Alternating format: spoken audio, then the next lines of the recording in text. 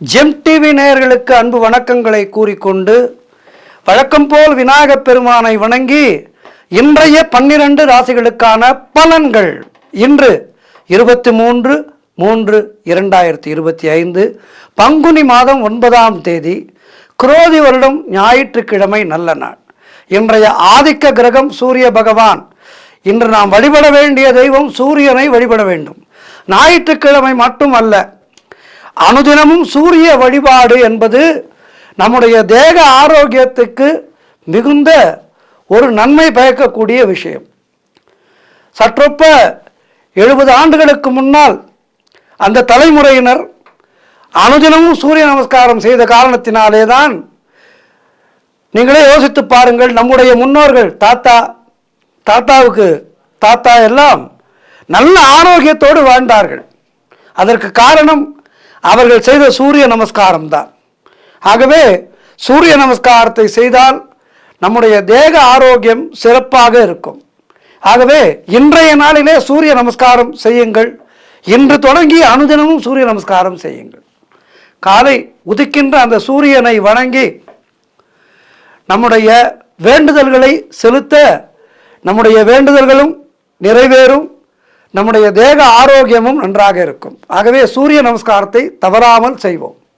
ஆதித்ய ஹிருதயம் கேட்க வேண்டும். இன்றைய நாளிலே ஆதித்ய ஹிருதயம் படிக்க முடிந்தால் படிக்கலாம் அல்லது கேட்கலாம். ஆகவே அவற்றை இன்றைய நாளிலே செய்ய வேண்டும். இன்று சூரிய உதயம் காலை 6:12 சூரிய அஸ்தமனம் மாலை 6:20 இன்றைய நல்ல நேரம் காலை 7:30 முதல் காலை 8:30 வரை, மதியம் 3:30 முதல் மாலை 4:30 வரை. இன்றைய ராகு காலம் மாலை 4:30 முதல் மாலை 6 வரை. இன்றைய யமகண்டம் மதியம் 12 முதல் மதியம் 1:30 வரை.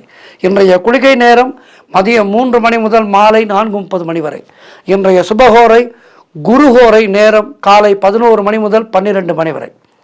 இன்றைய நட்சத்திரம் இன்று நாள் முழுவதும் பூராடம் நட்சத்திரம். இன்றைய திதி இன்று அதிகாலை 1:43 பின்பு தேய்பிறை நவமி வருகின்றது. இன்றைய சந்திராட்டமம் இன்று நாள் முழுவதும் ரோகிணி நட்சத்திரத்துக்கு சந்திராட்டமம் இருக்கின்றது. கவனமாக இருங்கள். அடுத்து நாம் காண இருப்பது 12 ராசிகளுக்கான பலன்களை.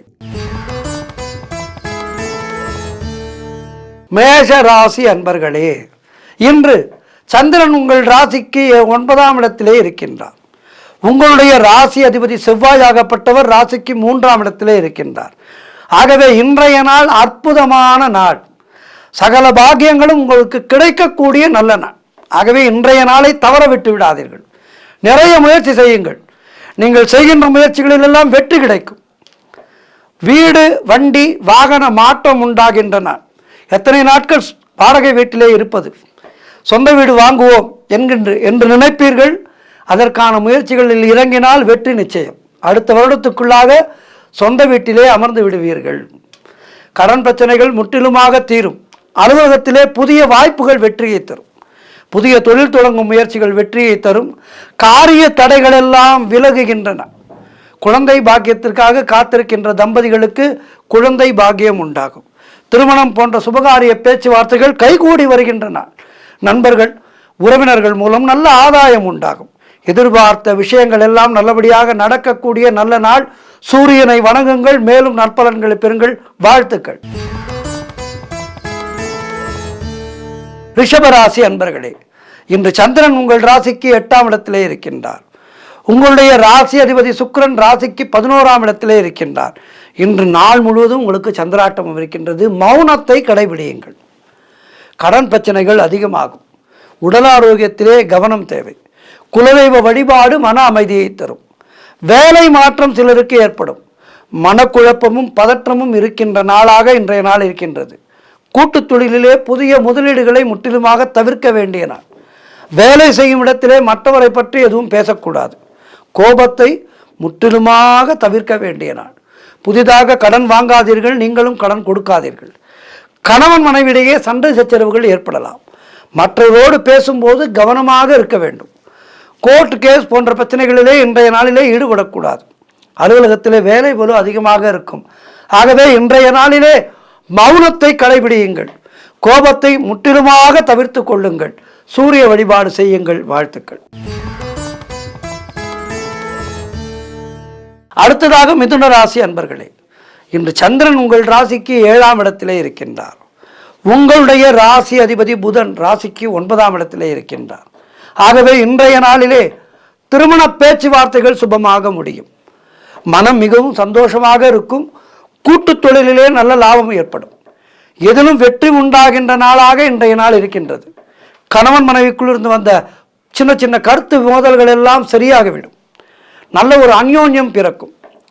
புதிதாக வேலைக்கு முயற்சி செய்பவர்களுக்கு புதிய வேலை கிடைக்கும். நினைத்த காரியம் அனைத்தும் நல்லபடியாக நடக்கக்கூடிய நாளாக இருக்கின்றது. வீடு, வண்டி, வாகன யோகம் உண்டாகும். செய்யும் செயலிலே பெயரும் புகழும் கிடைக்கின்ற அற்புதமான நாள். அலுவலகத்திலே சம்பள உயர்வு, பதவி உயர்வு போன்றவை கிடைக்கும். சுபகாரியங்கள் நடைபெறக்கூடிய நல்ல நாள். நண்பர்கள் மூலம் நல்ல அனுகூலம் உண்டாகும். ஆகவே இன்றைய நாள் என்பது உங்களுக்கு பல்வேறு சிறப்புகளை ஏற்படுத்தி கொடுக்கின்ற நாளாக இருக்கின்றது. மேலும் நற்பலன்களை பெறுவதற்கு இன்றைய நாளிலே சூரிய பகவானை வணங்குங்கள். வாழ்த்துக்கள். கடக ராசி அன்பர்களே, இன்று சந்திரன் உங்கள் ராசிக்கு 6ஆம் இடத்திலே இருக்கின்றார். ஆகவே இன்றைய நாளிலே வேலை மாற்றம் சிலருக்கு ஏற்படும். அதேபோல் கூட்டு தொழிலிலே மன வருத்தங்கள் உண்டாகலாம். ஆகவே உங்களுடைய தொழில் கூட்டாளிகளோடு கவனமாக இருங்கள். குலதெய்வ வழிபாடு அமைதியை தரும், காரிய வெற்றியை தரும். ஆகவே குலதெய்வத்தை வணங்கி உங்களுடைய முயற்சிகளை தொடங்குங்கள். அலுவலகத்திலே வீண் வாதங்களை எல்லாம் தவிர்க்க வேண்டிய நாள். உடல் ஆரோக்கியத்திலே எச்சரிக்கையாக இருக்க வேண்டும். குடும்பத்திலே கணவன் மனைவிக்குள் சண்டை சச்சரவுகள் ஏற்பட்டு விலகுகின்றன. வீடு, வண்டி சம்பந்தமான விரய செலவுகள் சிலருக்கு ஏற்படும். திருமணம் போன்ற சுபகாரிய பேச்சுவார்த்தைகள் இன்றைய நாளிலே தாமதமாகும். உடல் உழைப்பு அதிகமாகும். வருமானம் குறைவாக இருக்கும். நண்பர்கள், உறவினர்கள் மூலம் அனுகூலம் உண்டாகும். தொழில் மற்றும் வியாபாரத்திற்காக புதிய முதலீடுகளை முற்றிலுமாக தவிர்க்க வேண்டிய நாள் இன்றைய நாள். ஆகவே இன்றைய நாளிலே நீங்கள் நற்பலன் பெறுவதற்கு சூரிய பகவானை இன்றைய நாளிலே வணங்க வேண்டும். ஆதித்ய ஹிருதயம் படியுங்கள், கேளுங்கள். வாழ்த்துக்கள். சிம்ம ராசி அன்பர்களே, இன்று சந்திரன் உங்கள் ராசிக்கு 5ஆம் இடத்திலே இருக்கின்றார். உங்களுடைய ராசி அதிபதி சூரியன் ராசிக்கு 8ஆம் இடத்திலே இருக்கின்றார். ஆகவே இன்றைய நாளிலே சத்சந்தான பிராப்திக்காக காத்திருக்கின்ற தம்பதிகளுக்கு குழந்தை பாக்கியம் உண்டாகும். நல்ல பெயரும் புகழும் கிடைக்கக்கூடிய நல்ல நாள். ஏதேனும் ஒரு புதிய முயற்சியை செய்வீர்கள், பெரும் வெற்றி பெறுவீர்கள். அதேபோல் புதிதாக வேலைக்கு முயற்சி செய்பவர்களுக்கு வேலை வாய்ப்புகள் கிடைக்கும். தொழில் மற்றும் வியாபாரத்திலே நல்ல லாபம் உண்டாகின்றன. கடன் பிரச்சனைகள் முற்றிலுமாக தீரும். பதவி உயர்வோடு வேலை மாற்றம் சிலருக்கு ஏற்படும். பண வரவு அதிகரிக்கும்.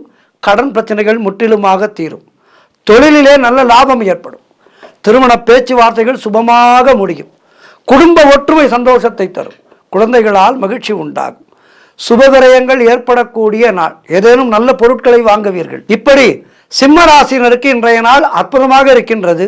சூரிய பகவானை வணங்குங்கள். மேலும் நற்பலன்களை பெறுங்கள். வாழ்த்துக்கள்.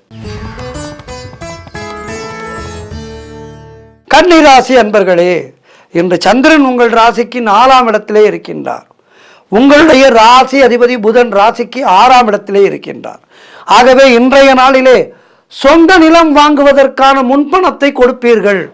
வெகு நாட்களாக சொந்தமாக நமக்கென்று ஒரு இடம் வேண்டும் என்று நினைப்பவர்கள் இன்றைய நாளிலே அதற்கான முயற்சிகளை தொடங்கினால் வெற்றி நிச்சயம். அதேபோல் மனை வாங்கி விற்கும் தொழில் செய்கின்றவர்களுக்கு இன்றைய நாள் சிறப்பாக இருக்கின்றது.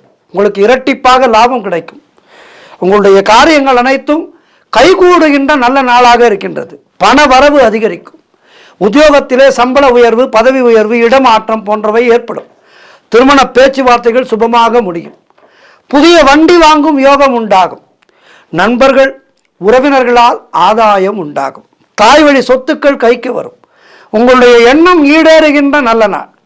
தெய்வ வழிபாடு, அதாவது குலதெய்வ வழிபாடு அனுகூலத்தை தரும். முன்னோர்களுடைய ஆசீர்வாதம் பரிபூர்ணமாக கிடைக்கும். கணவன் மனைவிடையே நல்ல ஒற்றுமை ஏற்படும். ஆகவே இன்றைய நாளிலே சூரிய பகவானை வணங்கி உங்களுடைய முன்னோர்களை எல்லாம் நினைத்து வணங்குங்கள். இன்றைய நாள் சிறப்பாக இருக்கும். வாழ்த்துக்கள். துலாம் ராசி அன்பர்களே, இன்று சந்திரன் உங்கள் ராசிக்கு 3ஆம் இடத்திலே இருக்கின்றார். உங்களுடைய ராசி அதிபதி சுக்கிரன் ராசிக்கு 6ஆம் இடத்திலே இருக்கின்றார். ஆகவே இன்றைய நாளிலே நீங்கள் எடுக்கும் முயற்சிகள் எல்லாம் வெற்றி பெறும். இளைய சகோதரர்கள் மூலம் நல்ல அனுகூலம் உண்டாகும். பிரிண்ட் மீடியா, ஷேர் மார்க்கெட் போன்றவற்றிலே வேலை பார்ப்பவர்களுக்கு நல்ல லாபமாக இருக்கின்றது. கூட்டு தொழிலிலே நல்ல லாபங்கள் வரக்கூடிய நாள். வேலை இல்லாதவர்களுக்கு நல்ல வேலை கிடைக்கும். பொருள் வரவு, தனலாபம் அதிகரிக்கும். திடீர் அதிர்ஷ்டம் சிலருக்கு தேடி வரும். தந்தை உறவு வழியிலே நல்ல அனுகூலம் உண்டாகும். அவர்கள் மூலம் நல்ல லாபங்கள் வரும். உடல் ஆரோக்கியத்திலே நல்ல முன்னேற்றம் ஏற்படும். கடன் தொல்லைகள் முற்றிலுமாக விலகும். நண்பர்கள் மூலம் எதிர்பார்த்த உதவிகள் கிடைக்கும். வேலையிலே இருந்து வந்த பிரச்சனைகள் எல்லாம் சரியாகிவிடும். நல்ல ஒரு சூழ்நிலையிலே வேலை பார்ப்பீர்கள். ஆகவே இன்றைய நாள் மிக மிக சிறப்பாக இருக்கின்றது. சூரிய பகவானை வணங்குங்கள். மேலும் நற்பலன் பெறுங்கள். வாழ்த்துக்கள். விருச்சிக ராசி அன்பர்களே, இன்று சந்திரன் உங்கள் ராசிக்கு 2ஆம் இடத்திலே இருக்கின்றார். உங்கள் ராசி அதிபதி செவ்வாய் ராசிக்கு 8ஆம் இடத்திலே இருக்கின்றார். ஆகவே இன்றைய நாளிலே திருமணத்துக்காக காத்திருக்கின்ற வரன்களுக்கு திருமணம் நிச்சயமாகும். உறவினர்களோடு இருந்து வந்த மன வருத்தங்கள் எல்லாம் தீர்ந்து உறவினர்களோடு ஒரு நல்ல ஒரு கருத்து ஒற்றுமை ஏற்படும். செய்கின்ற செயல்களிலே நல்ல முன்னேற்றம் ஏற்படும். அலுவலகத்திலே இருந்து வந்த நெருக்கடிகள் எல்லாம் குறைகின்ற நாள். கடன் பிரச்சனைகள் முற்றிலுமாக தீரும். பொருளாதாரம் திருப்திகரமாக இருக்கும். பிள்ளைகளால் பெருமை ஏற்படும். வாழ்க்கை துணையால் நல்ல மகிழ்ச்சி உண்டாகும். பழைய பாக்கிகள் வசூலாகும். காரிய வெற்றிகள் உண்டாகின்ற நாள். குலதெய்வ வழிபாடு வெற்றியை தரும். எதிர்பார்த்த பணியிட மாற்றம் கிடைக்கும். பதவி உயர்வு கிடைக்கும். இப்படி உங்களுக்கு எல்லா வகையிலும் இன்றைய நாள் சிறப்பாக இருக்கின்றது. மேலும் நற்பலன்களை பெறுவதற்கு இன்றைய நாளிலே சூரிய பகவானை வணங்குங்கள். வாழ்த்துக்கள். தனுசு ராசி அன்பர்களே, இன்று சந்திரன் உங்கள் ராசியிலேயே இருக்கின்றார். உங்களுடைய ராசி அதிபதி குரு ராசிக்கு 6ஆம் இடத்திலே இருக்கின்றார். ஆகவே இன்றைய நாளிலே என்ன நடக்கும் இதனால் என்றால், புதிய முயற்சிகளிலெல்லாம் பெரிய வெற்றி கிடைக்கும். உங்களுடைய லட்சியம் நிறைவேறுகின்ற காலம் வந்துவிட்டது. உடல் ஆரோக்கியம் திருப்திகரமாக இருக்கும். பணவரவு அதிகரிக்கின்ற நாள். பொருளாதாரம் மிகவும் திருப்திகரமாக இருக்கும். தொட்டதெல்லாம் பொன்னாகக்கூடிய நல்ல நாளாக இருக்கின்றது. கடன் பிரச்சனைகள் முற்றிலுமாக தீரும். நினைத்ததெல்லாம் நல்லபடியாக நடக்கும்போது மனம் சந்தோஷமாக இருக்கும் அல்லவா? இன்று உங்களுக்கு மனம் சந்தோஷமாக இருக்கும். அதே போல் வேலை தேடிக்கொண்டிருப்பவர்களுக்கு நல்ல வேலை கிடைக்கும். நீங்கள் எதையோ எதிர்பார்த்து காத்திருக்கின்றீர்கள் என்றால் ஒரு பண வரவோ ஒரு நல்ல ஒரு தொழிலிலே முன்னேற்றமோ இன்றைய நாளிலே அது கிடைக்கும். நண்பர்கள் மூலம், உறவினர்கள் மூலம் நல்ல அனுகூலம் உண்டாகும். தொழில் மற்றும் வியாபாரத்திலே சிறப்பான முன்னேற்றம். காரிய தடைகள் எல்லாம் விலகி நீங்கள் எடுக்கும் முயற்சிகளிலெல்லாம் வெற்றி கிடைக்கின்ற நல்ல நாள். ஆகவே இன்றைய நாள் மிக மிக சிறப்பாக இருக்கின்றது. மேலும் வெற்றிகளை பெறுவதற்கு என்ன செய்ய வேண்டும்? சூரிய பகவானை வணங்க வேண்டும். வாழ்த்துக்கள். மகர ராசி அன்பர்களே, இன்று சந்திரன் உங்கள் ராசிக்கு 12ஆம் இடத்திலே இருக்கின்றார். உங்களுடைய ராசி அதிபதி சனி ராசிக்கு 2ஆம் இடத்திலே இருக்கின்றார். ஆகவே இன்றைய நாளிலே உங்களுக்கு வீண் விரயங்கள் ஏற்படும். ஆகவே கவனமாக இருங்கள். கடைக்கு செல்வீர்கள், உங்களுக்கு சற்றும் தேவையில்லாத ஒரு பொருளை வாங்கிவிடுவீர்கள்.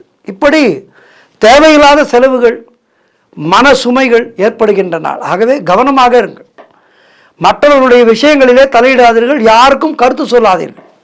குலதெய்வ வழிபாடு வெற்றியை தரும். ஆகவே குலதெய்வத்தை மனதிலே நினைத்து கொண்டே இருங்கள். இன்றைய நாளிலே அலுவலகத்திலே யாருடைய பிரச்சனைகளிலும் நீங்கள் தலையிட்டு கருத்து சொல்லாதீர்கள். அதேபோல் உடல் ஆரோக்கியத்திலே மிகுந்த கவனம் தேவை. சின்ன வயிற்று வலிதானே, சின்ன தொண்டை வலிதானே என்று விட்டுவிடாதீர்கள். உடம்பு சற்று சரியில்லையா, உடனே மருத்துவரிடம் சென்று ஆலோசனை பெற்று மருந்து எடுத்துக்கொள்ளுங்கள். தொழில் சம்பந்தமான புதிய முயற்சிகளோ புதிய கடனோ இன்றைய நாளிலே வாங்காதீர்கள். மேலதிகாரிகளால் நெருக்கடிகள் உண்டாகின்ற நாளாக காட்டுகின்றது. ஆகவே வேலையிலே கவனமாக செயல்படுங்கள். பொருளாதாரம் நெருக்கடியாக இருக்கின்றது. செலவுகளை குறைத்து கொள்ளுங்கள். ஆகவே இன்றைய நாளிலே மிகுந்த கவனத்தோடு இருக்க வேண்டும். சூரிய பகவானை வணங்க வேண்டும். வாழ்த்துக்கள். கும்பராசி அன்பர்களே, இன்று சந்திரன் உங்கள் ராசிக்கு 11ஆம் இடத்திலே இருக்கின்றார். உங்களுடைய ராசி அதிபதி சனி ராசியிலேயே இருக்கின்றார். சரி, என்ன நடக்கும் இதனால் என்றால், வெளிநாட்டு வேலைக்காக காத்திருக்கின்றீர்கள் என்றால் அது உறுதியாகும். மூத்த சகோதரர்கள் மூலம் உங்களுக்கு ஆதாயம் உண்டாகும். காரிய தடைகள் எல்லாம் விலகும். உடல் ஆரோக்கியத்திலே நல்ல முன்னேற்றம் ஏற்படும். வீடு வண்டி வாகன வகையிலே நல்ல மாற்றம் ஏற்படும். நீங்கள் எடுக்கின்ற முயற்சிகளிலெல்லாம் வெற்றி கிடைக்கின்ற நாள். எதிர்பார்த்த பணம் கைக்கு வரும். சுபகாரியங்கள் நடைபெறுவதற்கான சூழ்நிலைகள் உருவாகும். தொழிலிலே நல்ல முன்னேற்றம் ஏற்படும். உழைப்புக்கு ஏற்ற ஊதியம் கிடைக்கும். கடன் பிரச்சனைகள் தீரும். நண்பர்கள் உறவினர்கள் மூலம் நல்ல அனுகூலம் உண்டாகும். வேலை இல்லாதவர்களுக்கு நல்ல வேலை கிடைத்து வாழ்க்கையிலே ஒரு நிலைக்கு வருவீர்கள். ஆகவே இன்றைய நாள் சிறப்பாக இருக்கின்றது. மேலும் நற்பலன்களை பெறுவதற்கு என்ன செய்ய வேண்டும்? சூரிய பகவானை வணங்க வேண்டும். வாழ்த்துக்கள். அடுத்ததாக 12 ராசியிலே இறுதியான ராசி மீன ராசி அன்பர்களே. இன்று சந்திரன் உங்கள் ராசிக்கு 10ஆம் இடத்திலே இருக்கின்றார். உங்களுடைய ராசி அதிபதி குரு ராசிக்கு 3ஆம் இடத்திலே இருக்கின்றார். ஆகவே இன்று அரசு சம்பந்தமான ஆதாயம் உண்டாகும். அரசாங்க வகையிலே ஏதேனும் முயற்சிகளை செய்து கொண்டிருக்கின்றீர்கள் என்றால், வேலை வாய்ப்புக்கோ அல்லது டெண்டர் போன்ற விஷயங்களுக்கோ முயற்சி செய்கின்றீர்கள் என்றால் இன்றைய நாளிலே அதற்கான நல்ல பலன் கிடைக்கும். தாய் வழி சொந்தங்களின் உதவிகள் எல்லாம் கிடைக்கும். கணவன் மனைவியிடையே நல்ல ஒற்றுமை ஏற்படும். வீடு வண்டி வாகன யோகம் உண்டாகும். திருமணம் போன்ற சுபகாரிய பேச்சுவார்த்தைகள் இனிதே முடியும். மனம் மிகவும் சந்தோஷமாக இருக்கும். வீடு கட்டுவதற்கான முயற்சிகளிலே பெரும் வெற்றி கிடைக்கும். பொருளாதாரம் திருப்திகரமாக இருக்கும். உடல் ஆரோக்கியம் நன்றாக இருக்கின்றது. உத்தியோக வகையிலே நல்ல மாற்றம் ஏற்படும். எதிர்பார்க்கின்ற பணம் கைக்கு வரும். பணம் இருந்து கொண்டே இருக்கும் கையிலே. அதுவே ஒரு பெரிய சந்தோஷத்தை தரும் உங்களுக்கு. ஆகவே இன்றைய நாளிலே மேலும் நற்பலன்களை பெறுவதற்கு என்ன செய்ய வேண்டும்? சூரிய பகவானை வணங்க வேண்டும். சூரிய பகவானை வணங்கி மேலும் நற்பலன்களை பெறுங்கள். வாழ்த்துக்கள். 12 ராசியில் இருக்கும் இன்றைய நாள் மிக சிறப்பாக அமைய எல்லாம் வல்ல இறைவனை பிரார்த்தித்துக் கொள்கின்றேன். நன்றி, வணக்கம். இன்றைய ஆன்மீக தகவல், நம்முடைய ஆத்ம ஞானம் என்று சொல்வார்கள். அதாவது தெரிந்து கொள்ள வேண்டியவற்றை தெரிந்து கொள்வது, புரிந்து கொள்ள வேண்டியவற்றை புரிந்து கொள்வது, இதைத்தான் ஆத்ம ஞானம் என்று சொல்வார்கள். நம்முடைய ஆத்மாவானது எப்போதுமே மேல் நோக்கிய விஷயங்களை பற்றி எண்ண வேண்டும். இறை பரம்பொருளை பற்றி எண்ண வேண்டும். அடியார் பெருமக்களை பற்றி எண்ண வேண்டும். இப்படி மேலான சிந்தனைகள் எவன் ஒருவனுக்கு ஏற்படுகின்றதோ அவன் ஆத்ம ஞானம் பெற்றுவிட்டதாக அர்த்தம். ஆத்ம ஞானம் பெற்றுவிட்டால் நமக்கு பிறப்பு என்பது மீண்டும் இருக்காது. மீண்டும் மீண்டும் இந்த பூமியிலே பிறந்து பிறந்து கர்மாக்களை அனுபவிப்பது குறைந்துவிடும். அதைத்தான் ஆத்ம ஞானம் என்கின்றார்கள். இந்த ஆத்ம ஞானம் பெற்று மீண்டும் பிறவா வரத்தையும் நிரந்தர இன்பத்தையும் தரவல்லது. அது என்ன என்றால் அது ஆன்மீகம்தான்.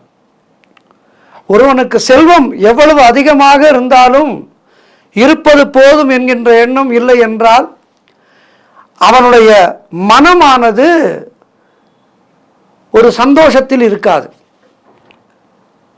என்னிடம் 5 கோடி பணம் இருக்கின்றது, 5 கோடி போதும் என்று எவன் ஒருவன் நினைக்கின்றானோ அவனுக்குத்தான் அந்த ஆத்ம ஞானமானது கிடைக்கும். போதும் என்கின்ற எண்ணம் இல்லாதவனுக்கு என்ன கிடைத்தாலும் மேலும் வேண்டும் வேண்டும் வேண்டும் என்று மனமானது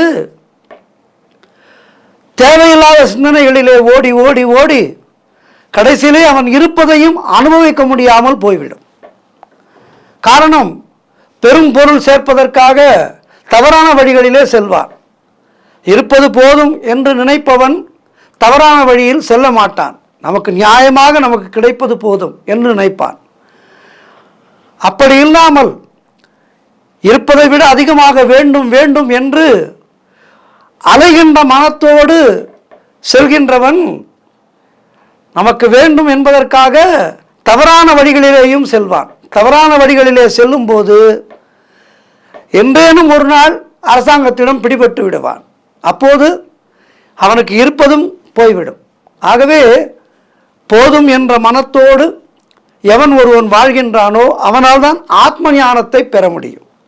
நம்முடைய சனாதன இந்து தர்மமானது இவற்றை பற்றியெல்லாம் நமக்கு நிறைய சொல்லி இருக்கின்றது. ஆகவே அழிகின்ற பொருட்களிலே மனதை செலுத்தாமல் இருப்பது போதும் என்கின்ற அந்த மந்திரத்தை நாம் கெட்டியாக பிடித்து கொள்ள வேண்டும். ஒருவன் அடைய வேண்டிய ஞானங்களிலே உயர்ந்ததை அடைந்தால்தான் அவனுடைய மனமானது நிறைவடையும். ஆத்மா நான் என்ற இரு சொற்கள் தான் ஞானங்களிலே உயர்ந்த சொல், ஆத்ம ஞானம் எனப்படுவது. ஆகவே நான் என்பது அழிந்துவிட்டால் அங்கு ஆத்ம ஞானம் வந்துவிடும்.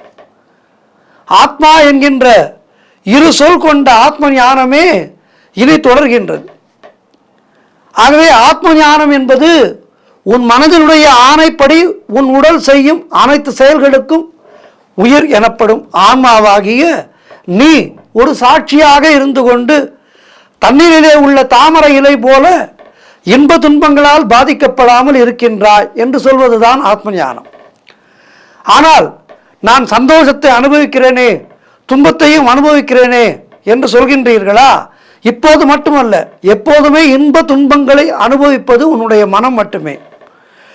எந்த மனம் நீ இல்லையோ அந்த மனமே இன்ப துன்பங்களை அனுபவிக்கிறது. எனவேதான் மனமே நான் இல்லை என்பவன் துன்பத்தை அனுபவிக்க மாட்டான். மாறாக மனமே நான் என்பவன் துன்பங்களை அனுபவிக்கிறான். ஆகவே மனமே நான் இல்லை என்பவன் தாமரை இலை போல இன்ப துன்பங்களிலே ஒட்டாமல் இருக்கின்றான். ஞானிகளும் ரிஷிகளும் இப்படித்தான் வாழ்ந்தார்கள். அதனால்தான் ஞானிகள் எதனாலும் பாதிக்கப்படுவதில்லை. எந்த ஆன்மாவாக நீ இருக்கின்றாயோ அந்த ஆன்மாவாகவே நீ உனக்குள் நீயே ஆனந்தமாக இருக்கின்றாய் என்று ரமணர் சொல்கின்றார். ரமணர் மட்டுமல்ல, ரமணர் போன்ற மகரிஷிகள் எல்லாம் இதைத்தான் சொல்கின்றார்கள். உன்னையே நீ அறிவாய் என்று சொல்கின்றார்கள். அவன் உன்னை ஏமாற்றினான் என்பது நம்முடைய மனதின் தவறான பாதை. நீ அவனிடம் ஏமாந்தாய் என்பதுதான் சரியான பாதை. முள் உன்னை குத்திவிட்டது என்பது மனதினுடைய தவறான பாதை.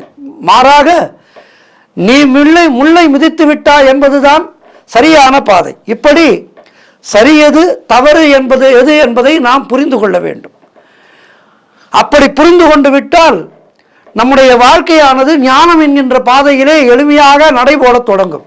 எளிமையாக ஞானத்தை அடைந்து விடலாம். இது ஒரு துவக்கம். இந்த துவக்க பாதையை நாம் சரியாக பிடித்து கொண்டு விட்டோம் என்றால் மனைவி, மகன், மகள் என்ற ஆசைகளிலிருந்தெல்லாம் நாம் வெளிவந்து விடுவோம். அப்படி வெளிவந்து விட்டால் நம்முடைய ஞான பாதை என்பது நமக்காக விசாலமாக திறந்து கொடுக்கும். எண்ணங்களுடைய தொந்தரவின்றி வாழ வேண்டும். அப்போ அவன்தான் ஞான மார்க்கத்தை அடைய முடியும். ஏதோ கோவிலுக்கு சென்றோம், இறைவனை வணங்கினோம், வந்தோம் என்று இருக்கக்கூடாது. இறைவனுடைய அனுகிரகத்தை பெறுவதற்கு நாம் எப்படி வாழ வேண்டும் என்பதை முறையாக அறிந்து கொண்டு வாழ்ந்து விட்டால் ஞானமானது நமக்கு கைகூடிவிடும். இன்பத்தை அறுவடை செய்து மாறாக மனமே நான் சொல்லுகின்ற அஞ்ஞானியாக நீ இருந்தால் நல்ல சிந்தனைகள் ஏதுமின்றி தவறான எண்ணங்களில் தூண்டுதல் காரணமாக, அதாவது உன்னுடைய மனம் போன போக்கிலே உன் மனதை செலுத்தி உன் மனதை தவறான பாதையிலே செலுத்தி துன்பத்தை அறுவடை செய்து விடுவாய். இதைத்தான் மிக அழகாக வாலி அவர்கள் பாடினார். கண் போன போக்கிலே கால் போகலாமா, கால் போன போக்கிலே மனம் போகலாமா என்று. ஆகவே குற்றங்களுக்கு காரணங்களை நல்ல சிந்தனைகளினுடைய உதவியால் உன்னுடைய மனதிலேயே தேடு. அப்படி தேடினால் அதனுடைய மூலத்தை கண்டு அதனை ஒழித்து விடலாம். உன்னுடைய ஆத்மாவின் உன்னத இயல்புகளை அறிந்து அவற்றை உனது இயல்புகளாக உணர்ந்து கவலைகளை களைந்து இன்புற்று வாழ கற்றுக்கொள்ள வேண்டும். உன்னுடைய ஆத்மாவானது உன்னுடைய உடலிலே இருந்த காரணத்தினால்தான் நீ இந்த உலகத்திலே அனுபவிக்கின்ற அத்தனை இன்பங்களையும் சந்தோஷமாக இது நாள் வரை அனுபவித்தாய், இப்போதும் அனுபவிக்கின்றாய், இனிமேலும் அனுபவிக்கப் போகின்றாய். ஆகையால் உன் உடல் உட்பட இந்த உலகத்திடம் நீ நன்றியோடு இரு, கருணையோடு இரு. எனவே இதுவரை நீ பற்றியதெல்லாம் போதும், இனி உன்னையே நீ பற்றிக்கொள், அதாவது உன்னுடைய ஆத்மாவை நீ பற்றிக்கொள் என்று சொல்கின்றது வேதம். இதுவரை நீ பிறரை பற்றி அறிந்ததெல்லாம் போதும், இனி உன்னையே நீ அறிவாய் என்று உன்னை நீ முதலில் சோதித்துக்கொள் என்று சொல்கின்றது நம்முடைய ஹிந்துத்துவம். பொருட்களை பற்றியதெல்லாம் போதும், இனி உன்னையே நீ பற்றிக்கொள். பிறரை அறிந்ததெல்லாம் போதும், இனி உன்னையே நீ அறிவாய். அதுதான் கவியரசர் கண்ணதாசன் தன்னுடைய புத்தகத்துக்கு உன்னையே நீ அறிவா என்றே ஒரு பெயரிலே புத்தகம் எழுதினார். அதிலே தன்னுடைய வாழ்க்கையை பற்றி எழுதினார். ஆகவே ஆத்மாவை அறிவதும் உன்னையே நீ அறிவதும் ஒன்றுதான். இதன் மூலம் உன்னுள்ளே இருக்கின்ற ஆத்மாவை அதுதான் தெய்வம் என்று நீ உணர்ந்து கொள்ளலாம். அங்கிங்கனாதபடி அறிவு சொரூபமாக எங்கும் பிரகாசித்துக் கொண்டிருக்கின்ற ஆத்மாவானது பரமாத்மாவை அடைந்து மீண்டும் பிறவாவரம் பெற வேண்டுமானால் நீ நல்லவனாக இருப்பதும் அதன் மூலம் உண்மையான பக்தியை பெறுவதும் ஆன்மீகத்திலே முன்னேறுவதும் இறுதியாக உன்னையே நீ அறிவதும் அவசியம். உன்னிடம் இல்லை என்றால் எதையெல்லாமோ நீ அடைந்திருந்தாலும் பலனில்லை. மாறாக இது உன்னிடம் இருந்து விட்டால் அதன் பின் எவருமே உனக்கு தேவையில்லை. அருமை ஆத்மாக்கள் மேலே குறிப்பிட்ட வாக்கியத்திலே ஆத்ம ஞானம் என்ற சொல்லை பயன்படுத்தி மீண்டும் மீண்டும் அந்த ஆத்ம ஞானத்தை தேடிக்கொண்டே இருப்போம். அந்த ஆத்ம ஞானத்தை தேடிக்கொண்டே இருந்தால் அதனுடைய மகிமை நமக்கு புரிந்துவிடும். எதை நீ அடைந்தாலும் அதை அடைந்த பின்பு நிச்சயமாக அடுத்த ஒன்றுக்காக நீ இயங்குவாய். ஏனெனில் உன்னுடைய மனதை நிரப்புகின்ற சக்தியானது இவ்வுலகத்திலே எந்த அனித்தியத்துக்கும் கிடையாது. ஆகவே நித்தியமான ஒன்றை நீ அடைந்தால் அதற்கும் மேலான ஒன்றை நீ அடைய வேண்டியதில்லை. அந்த நித்தியமான பரம்பொருளை மட்டுமே நாம் அடைவதற்கு எண்ணுவோம். அதை எண்ணிவிட்டால் இந்த உலகத்திலே இருக்கின்ற மற்ற இன்பங்களும் லௌகீக சுகங்களும் நமக்கு பெரிதாக தோன்றாது. எனவே எது ஒன்று சத்தியமோ, எது ஒன்று நம்மை நிலைத்திருக்குமோ, எது ஒன்று நம்மை மீண்டும் பிறவாமல் வைத்திருக்குமோ அதை எண்ணி நம்முடைய பயணத்தை தொடர்வோம். ஆத்ம ஞானம் பெறுவோம். மனக்கவலையை போக்கி மரண பயமின்றி சந்தோஷமாக இருப்பதே இந்த மனித பிறவியினுடைய பயனாகும். இதுவே ஜீவன் முக்தி என்ற மனித பிறவியின் உண்மை வெற்றியாகும். இதிலே வெற்றி அடைந்தவர்களே பிறவி என்னும் பெருங்கடலை நீந்தி கடந்தவர்கள். இதை அடையாதவர்கள் பிறந்தும் பிறவாதவர்களாகவே இருப்பார்கள். ஆகவே ஆத்ம ஞானத்தை ஏற்படுத்திக் கொள்வோம். இந்த உலகத்திலே மீண்டும் பிறப்பில்லா வாழ்வை பெறுவோம். நன்றி, வணக்கம்.